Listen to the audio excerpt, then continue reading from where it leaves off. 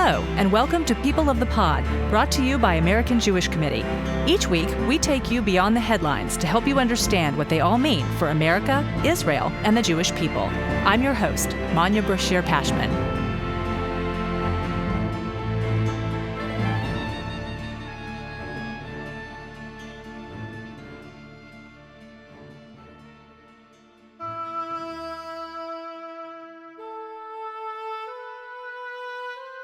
Pittsburgh definitely is not forgetting. It's ever present here. There are people who are healing and doing so in ways that, at least from the outside, are remarkable and very inspiring. And there are people who I'm sure have not fully reckoned with it yet.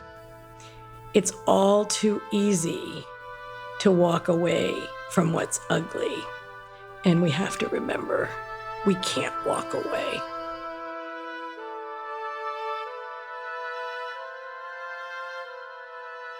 Five years have gone by since the horrific Shabbat morning at Pittsburgh's Tree of Life Synagogue, when 11 congregants were gunned down during prayer. Volunteers, scholars, neighbors, doing what they always did, joining their Jewish community at shul. This is the first installment of a series of episodes throughout the month of October, devoted to remembering and honoring the lives lost that day, and reflecting on how the deadliest antisemitic attack in American history changed those families, changed us, and changed our country. Today, we take you to the Tree of Life building that stands on the corner of Shady and Wilkins Avenues in Pittsburgh's Squirrel Hill neighborhood, to hear from two people in charge of preserving the artifacts and memories of the vibrant Jewish life that unfolded inside those walls until October 27th, 2018.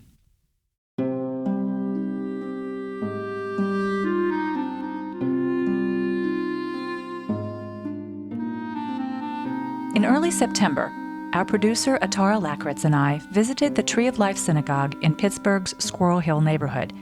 Squirrel Hill, where Jews have settled since the 1920s, is quite literally Mr. Rogers' neighborhood. We were there to interview those touched by the events of October 27th.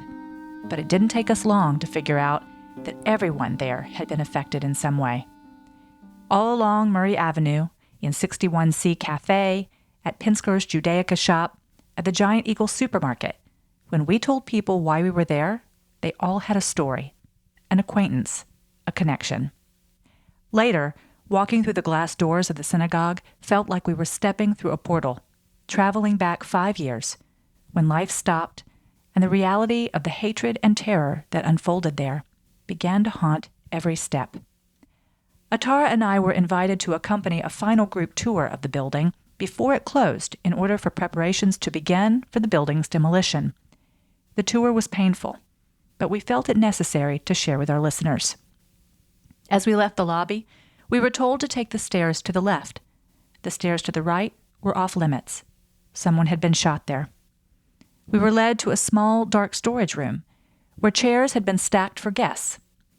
A handful of people had hidden there as the shooter continued his hate-filled rampage.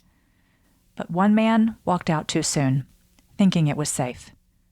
When first responders later came to get the others, they had to step over his body.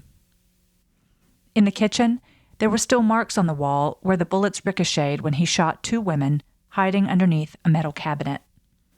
The calendar on the wall there was still turned to October 2018, with a list of activities that were happening that week posted alongside it. And in the Pervin Chapel, where 7 people died, pews punctured with bullet holes and carpet squares stained with blood were no longer there. No ark either. But remarkably, the stained glass windows remained, with images and symbols of Jewish contributions to America, the land to which the ancestors of so many worshipers once inside that synagogue had fled to and found safety. Those windows will be carefully removed by the son of the man who first installed them 70 years ago. And they will return when the reimagined Tree of Life rises again.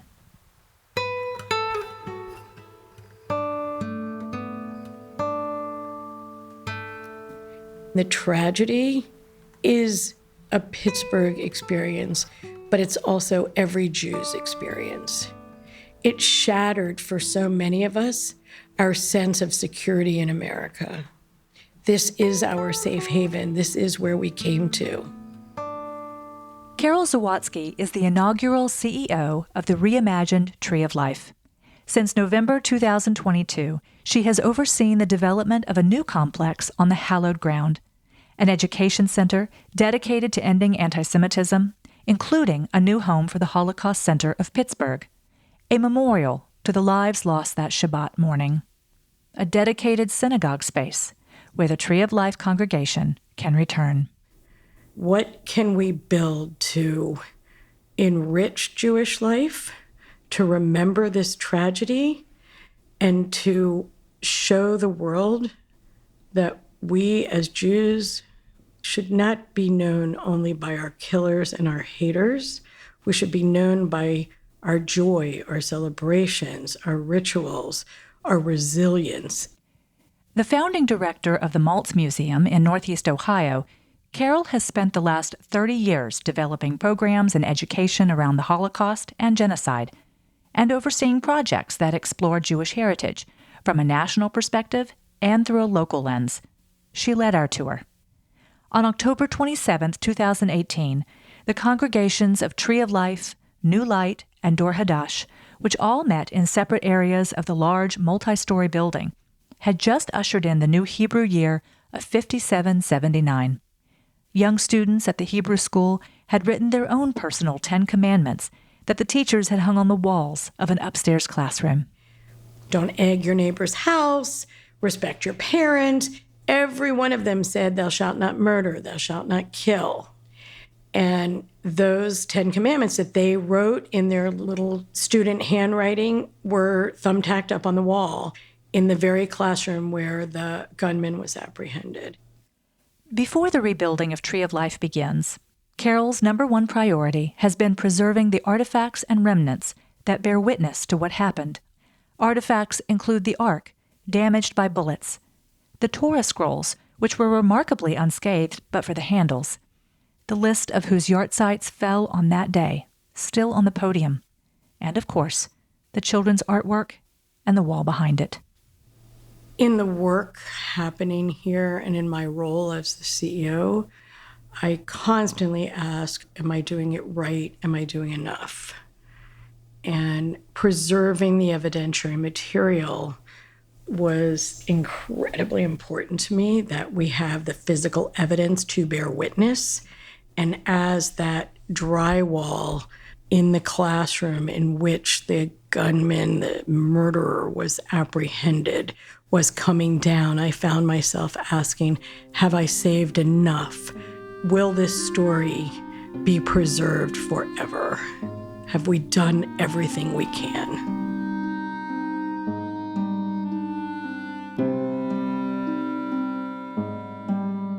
Helping Carole with this Herculean effort is Eric Lidji, the director of the Rauh Jewish Archive at the Senator John Heinz History Center, an affiliate of the Smithsonian Museum in downtown Pittsburgh. Eric has been collecting documentation and evidence for the archive since October 28, 2018. Painted stones left in memory of the victims, handmade signs, pamphlets and prayers from vigils, sermons from interfaith services, but also a pair of tennis shoes, a guitar, a framed leaf from the Raoul Wallenberg tree planted in Israel, a cross affixed with stars of David, all individual expressions of a community-wide anguish.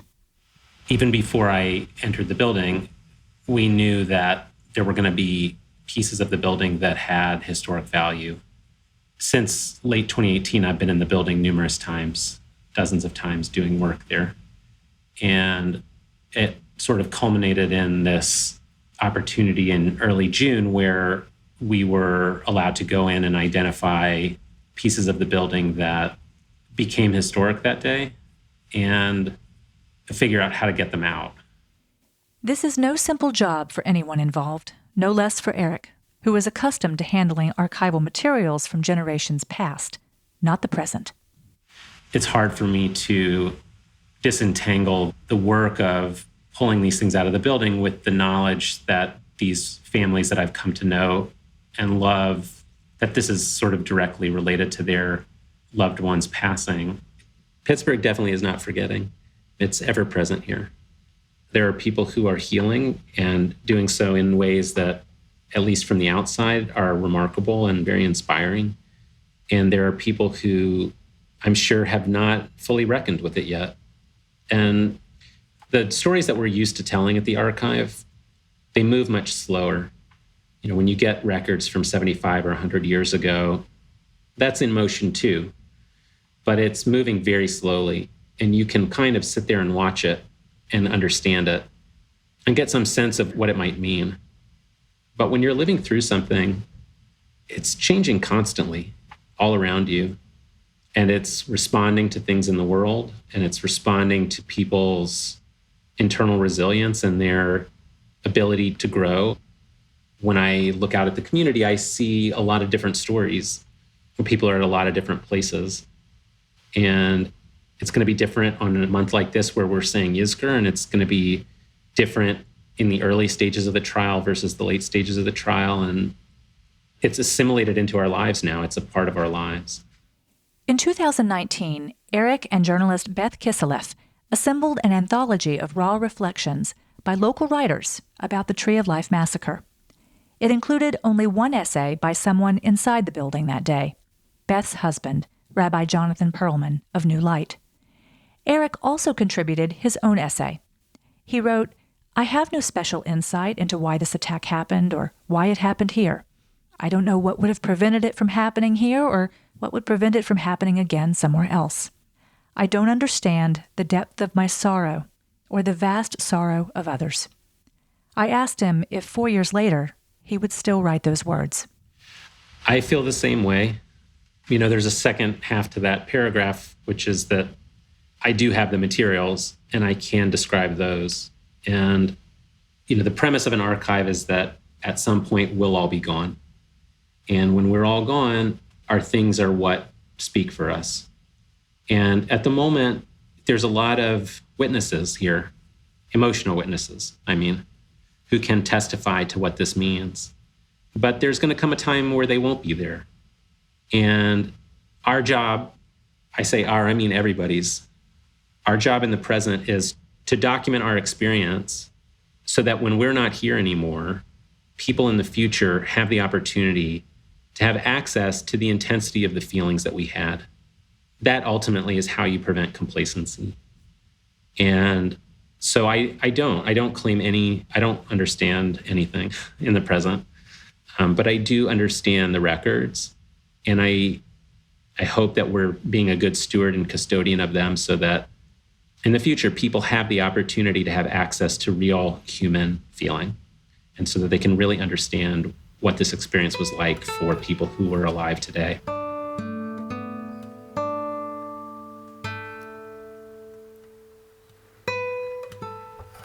The Rauh Jewish Archive has collected and preserved thousands of artifacts and documents, but no physical or intellectual access has been granted yet.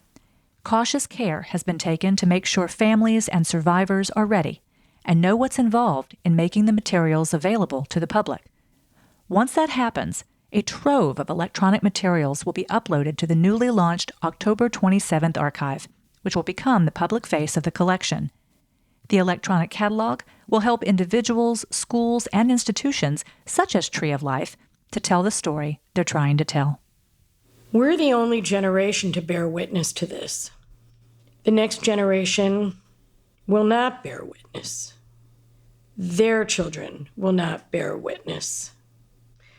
We have a moral obligation to ensure that these lives are remembered and memorialized, and that we as Jews and as citizens of this earth remember what hate looks like and work toward a better world. It's all too easy to walk away from what's ugly, and we have to remember we can't walk away.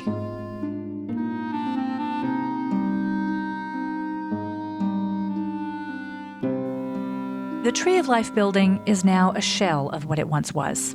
The stained glass windows will soon be removed for safekeeping until the new building is ready to welcome them back.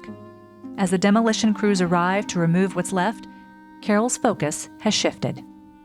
Our focus now is truly on working with our architect, working with the exhibition designer, and forming a new institution.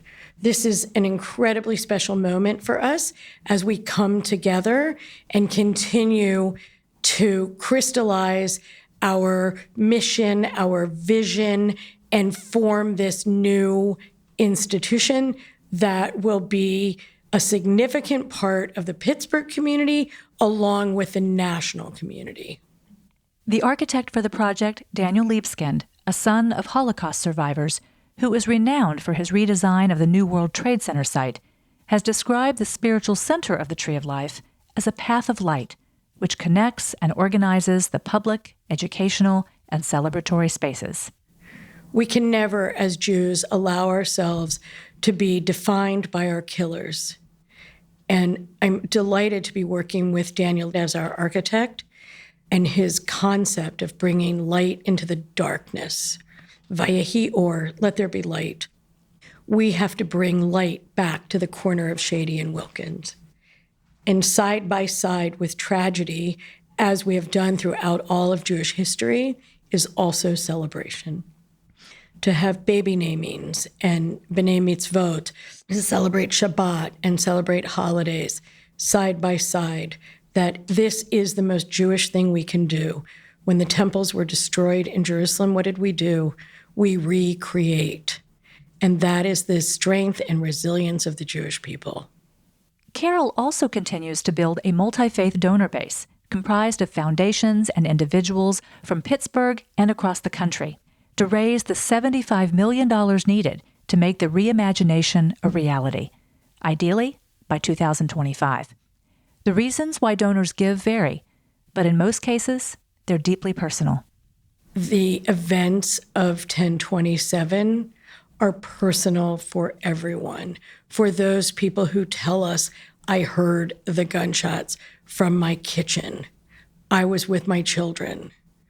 From people across the country who experienced a sense of loss of safety, to non-Jews who say, I have to have something to tell my children why some people don't like their friends. What did I do? How did I help be a part of the solution? For generations, the Jewish people have confronted antisemitism in its many forms. But through it all, the Jewish calendar continues to guide the community through celebrations of life and beauty and wonder. Carole describes it as the bitter and the sweet. I've had, on occasion, Rabbi Funder, how are you doing? How do you get through this? And for me, there's often a soundtrack in my head. And one of my favorite Hebrew songs is Al Kol Eleh, and Through the Bitter and the Sweet. To me, it is the definition of Judaism, and it's the definition of what we're doing. Do you mind sharing a bit of that song with us now? Al hadvash ve'al ha'oketz, al hamar ve'hamatok, al biteinu hatinoket, shmur eli hatov.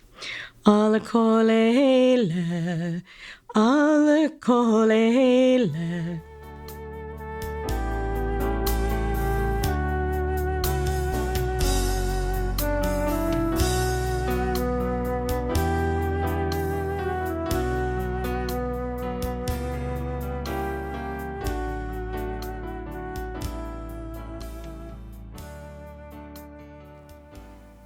This podcast is dedicated to the 11 lives lost on October 27th, 2018.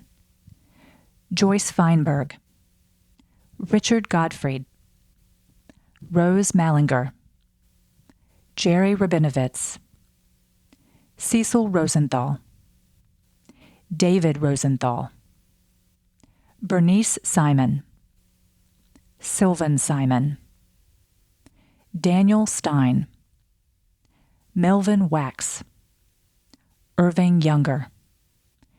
May their memories be for a blessing.